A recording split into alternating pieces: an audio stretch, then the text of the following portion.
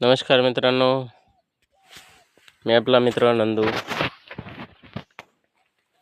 बघा, हा आपला आहे हरभरा.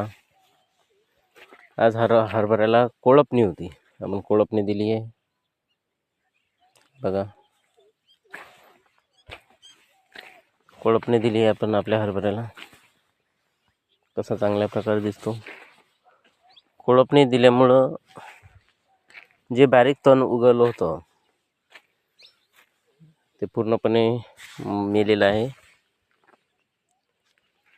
आपले 2 पाणी झालेलेच आहे. हे बघा, अशा प्रकारे कोळपणी केल्यामुळं याला भर पण गेली आणि जे बारीक तण उगवलं होतं ते पण मेलं यामधलं. याला 2-3 दिवस असंच राहू द्यायचं.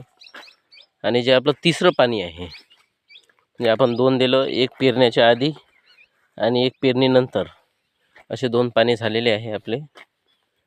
आणि आता तिसरं पाणी याला 2-3 दिवस होऊ द्यायचे डवरा झाल्यावर, आणि नंतर 2-3 दिवसानं याला तिसरं पाणी द्यायचं. आजच आपण याला एक पोटॅशची बॅग पण फेकली आहे, कारण आपण 20-20-0-13 आधी पेरलं होतं. 20-20-0-13 मध्ये सल्फरची मात्रा आली, परंतु पोटॅशची मात्रा नव्हती.